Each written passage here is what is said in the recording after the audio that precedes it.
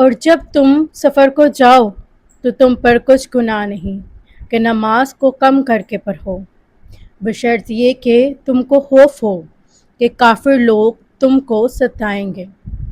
بے شک کافر تمہارے کھلے دشمن ہیں، اور اے پیغمبر جب تم ان مجاہدین کے لشکر میں ہو اور ان کو نماز پڑھانے لگو تو چاہیے کہ ان کی ایک جماعت تمہارے ساتھ مسلح ہو کر کھڑی رہے۔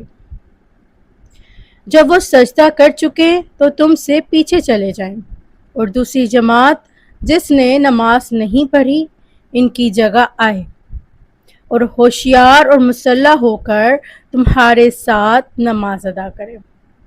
کافر تو چاہتے ہی ہیں کہ تم ذرا اپنے ہتھیاروں اور سامان سے غافل ہو جاؤ کہ تم پر یکبارگی حملہ کر دیں، اور اگر تم بارش کے سبب تکلیف میں ہو یا بیمار ہو تو تم پر کچھ گناہ نہیں کہ ہتھیار اتار رکھو، مگر اپنا بچاؤ ضرور کر رکھو۔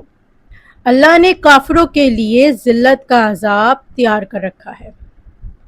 پھر جب تم یہ نماز تمام کر چکو تو کھڑے اور بیٹھے اور لیٹے ہر حالت میں اللہ کو یاد کرو۔ پھر جب تم مطمئن ہو جاؤ تو پورے آداب کے ساتھ نماز پڑھو۔ بے شک نماز کا مومنوں پر اوقات مقرر میں ادا کرنا فرض ہے، اور ان کفار کا پیچھا کرنے میں سستی نہ کرنا۔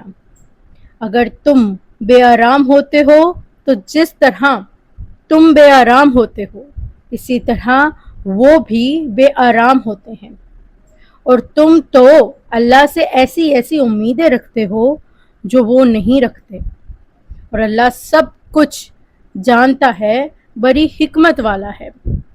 اس رکوع میں اللہ تعالیٰ سفر اور جہاد کے دوران نماز کے احکام بیان فرماتا ہے۔ اگر مسلمان سفر میں ہو یا دشمن کا خطرہ ہو تو نماز قصر کرنے کی اجازت دی گئی ہے، جو اللہ تعالیٰ کی طرف سے ایک آسانی اور رحمت ہے۔ پھر نماز خوف کا طریقہ بیان کیا گیا ہے، جس کے ذریعے جنگ اور خطرناک حالات میں بھی نماز ترک نہیں کی جاتی۔ اس سے معلوم ہوتا ہے کہ اسلام میں نماز کی کتنی اہمیت ہے کہ سخت ترین حالات میں بھی اس کی ادائیگی کا حکم برقرار رہتا ہے۔ اللہ تعالیٰ فرماتا ہے کہ نماز مومنوں پر مقررہ وقت میں فرض کی گئی ہے، لہٰذا ہر مسلمان کو نماز کی پابندی کرنی چاہیے۔ رکوع کے آخر میں مسلمانوں کو ہمت اور استقامت کی تلقین کی گئی ہے۔ فرمایا گیا کہ دشمن کا مقابلہ کرتے وقت کمزوری نہ دکھاؤ، کیونکہ اگر تم تکلیف اٹھاتے ہو تو دشمن بھی تکلیف اٹھاتا ہے، لیکن تم اللہ تعالیٰ سے اس اجر اور مدد کی امید رکھتے ہو جو وہ نہیں رکھتے۔ اس رکوع کا پیغام: نماز ہر حال میں اہم ہے، سفر اور جنگ میں بھی۔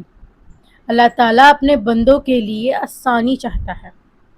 نماز مومن کی زندگی کا سب سے اہم ستون ہے۔ مشکلات میں صبر اور ہمت کا دامن نہیں چھوڑنا چاہیے۔ اللہ تعالیٰ کی مدد پر یقین رکھنا چاہیے۔ معزز سامعین، آج کے رکوع میں ہم نے نماز قصر، نماز خوف اور مشکلات میں ثابت قدم رہنے کی اہمیت کے بارے میں جانا۔